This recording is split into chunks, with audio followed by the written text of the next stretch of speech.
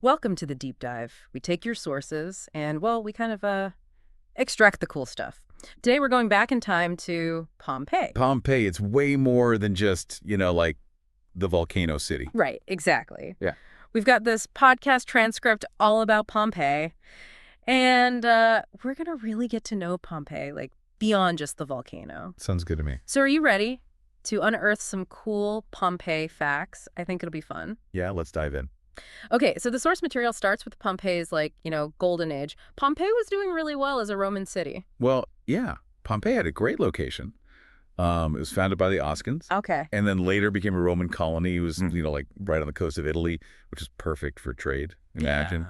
Busy port, ships coming and going all across the Mediterranean. Wow. And the source mentions how fertile the volcanic soil was, thanks to Mount Vesuvius. Oh, right, yeah. Pompeii was known for its agriculture, especially all the vineyards. Can you imagine? Yeah. All those vineyards all over the slopes. Yeah. It's amazing how, geography and resources really shaped Pompeii.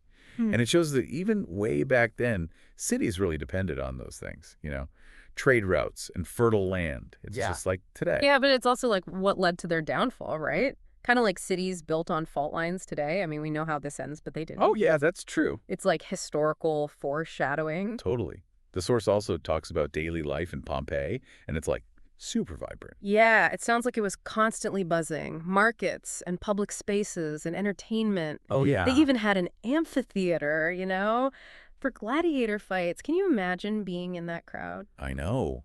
It's amazing all the details we have about their social lives and the stuff they did for fun. It's incredible. And you know what else I thought was interesting? The Forum was like the heart of the city. It's where religion and commerce all happened together. I don't know, I just thought that was kind of cool. Their lives were really interconnected in a way that maybe we've lost today. That's a good point. And then there's the art and architecture. The frescoes in their homes are amazing. Oh my gosh, yes. The frescoes. And it wasn't just mythological scenes, right? Mm-hmm.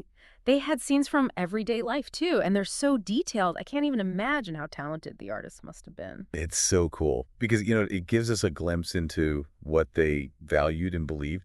They weren't just decorations. They were stories, Yeah, kind of like the stories we see all the time today. that's true. Oh, and the source mentions graffiti. Oh, yeah. The graffiti, it's like the original unfiltered social media. What kind of stuff did they write? It seems like everything. Like declarations of love right next to people complaining about the wine. It's pretty funny. Hmm. And it just goes to show that they worried about everyday stuff and had a sense of humor, just like us. Except they were living, right next to a volcano, Right. which they seemed to completely ignore, or at least underestimate. Yeah. And speaking of Vesuvius, it had been dormant for centuries.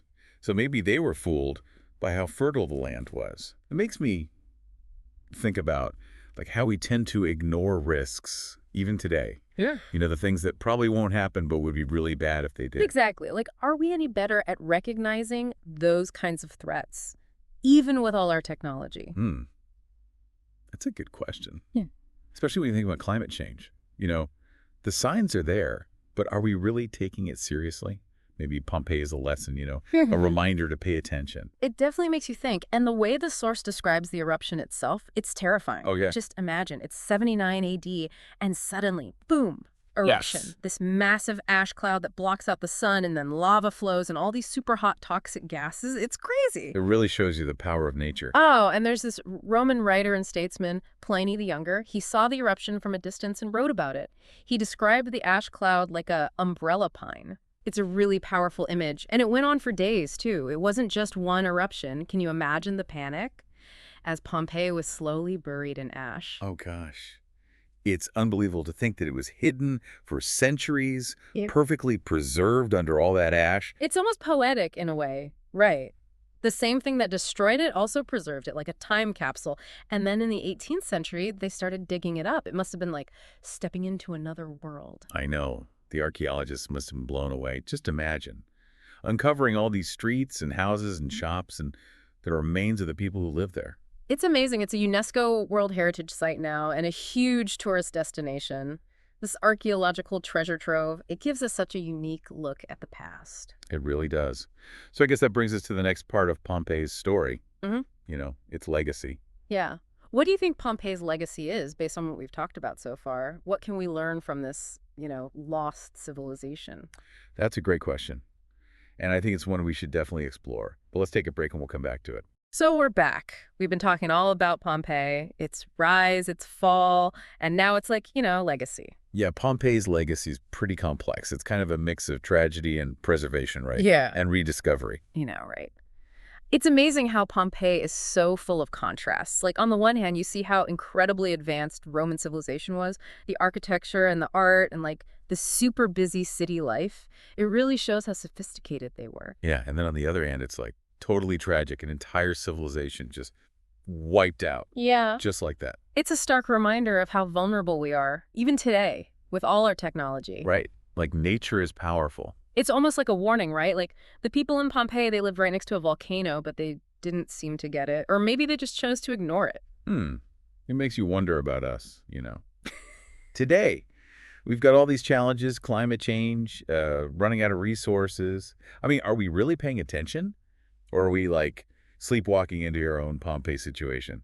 That's a good point. Pompeii definitely makes you think about our relationship with nature and, our actions going to have consequences later on down the road. Oh, this source material also talks about the ethical side of things, like digging up and displaying human remains. Oh, yeah, that's a tough one. Yeah. I mean, the remains are really important to understanding the past, right? They tell us so much about the people of Pompeii, their culture, their beliefs. But we also have to treat them with respect. I mean, these were real people who died in this horrible eruption. Yeah, for sure. I think it's important to remember that when we're talking about Pompeii, it's not just about how great the Romans were. It's also about, the people who died there. Right. And that kind of leads into one of the most important parts of Pompeii's legacy, I think, which is like storytelling. Yeah. The fact that it was rediscovered gives us this incredible look into the past. It helps us, put together these pieces of the lives of everyday people. It's amazing how much detail we have.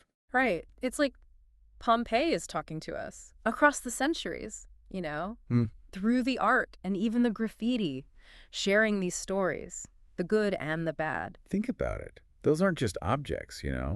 They're stories. They give us a look into their routines, their hopes and dreams even. It's kind of like they weren't so different from us. Yeah, I get what you mean. It's like having a conversation with them. Okay, so we've talked about Pompeii's rise and fall and its legacy. But what about that question we asked earlier? If the people of Pompeii could talk to us today, what do you think they'd say? That's a good one. I think maybe they would tell us to, live in the moment, appreciate what we have, and to live in harmony with nature. Because it can be powerful. Right, and to remember that no civilization, no matter how advanced, is immune to, things that are outside our control. Exactly. And that what we do has consequences, not just for us, but for future generations. But, there's another part of Pompeii's legacy that we haven't really touched on yet. Okay, what's that? The role of art and imagination in keeping the memory of Pompeii alive. You mean like how Pompeii has shown up in paintings and novels and movies? Yes, exactly. I mean, it's inspired tons of creative works, and every time it kind of adds something new to our understanding of Pompeii. It's true. It's like all these artists and writers are working together with the historians and archaeologists, and they're all helping to create this like richer, more complete understanding of the city. Yeah, I like that. It's like a tapestry, Yeah. With all these different perspectives and interpretations. A tapestry. I love that. And it really speaks to this idea that Pompeii isn't just about the past. It's about how we're still connecting with it today. Yeah. Exactly. Pompeii really grabs our attention. We're fascinated by what we don't know. And we love stories. It's part of being human. And it reminds us that history isn't just about, facts and dates in a book. It's a living story that we're still part of. Okay, so as we wrap up this deep dive into Pompeii, I want to leave you with one last thing to think about. If you could travel back in time and you could spend one day in Pompeii before, everything happened, what would you do? What would you want to see? Oh, wow. That's a good question. I think, honestly, I just want to walk around the streets. Just watch the people, listen to them talk. Yeah. Just soak it all in. Kind of get a feel for what it was like to be there right before everything changed. I love that, to be like a fly on the wall and to see Yeah. Pompeii as it really was. I think it's a good reminder that history isn't just about big events and important people. It's about people just living their lives, loving and laughing and, well, just going about their day, just like we do today. That's so true. And even though Pompeii's story is ultimately a sad one, it really shows how resilient people can be. Even in the face of something terrible, Pompeii might be gone, but it's still here in a way. And I think it inspires us to learn from the past and to appreciate what we have and hopefully to build a better future. That's a great way to put it. This has been an amazing journey. Thank you for joining us for this deep dive into Pompeii. Yeah, thanks for listening. Until next time, keep on exploring, keep asking questions, and keep diving deep. Yeah, it's a tough question, right? Like, what would you say to people who lived so long ago? Like, how would you even explain things to them? Their whole world was so different. It really makes you think about how much our understanding of the world has changed, right? Hmm. But Pompeii's legacy isn't just about warnings and stuff. There's also this whole other side to it, this artistic side. It's amazing how much art has been inspired by Pompeii. I know. Paintings, sculptures, books, movies, I mean, you name it. Pompeii has been inspiring artists and storytellers forever, it seems like. And every new interpretation gives us a new way to look at the city. It's like all these artists and writers are like teaming up with the archaeologists and historians. They're all kind of working together to give us this like really rich and complete picture of Pompeii. I like that. It's like a giant puzzle, and everyone's contributing a piece. And it shows that Pompeii isn't just about the past, It's about how we're still engaging with it today. Exactly. Pompeii makes us curious. It makes us want to know more. We love stories. It's part of who we are. And it reminds us that history isn't just like dates and names in a textbook. It's a living story that's still unfolding. So, as we wrap up this deep dive into Pompeii, I'm going to leave you with one last thought.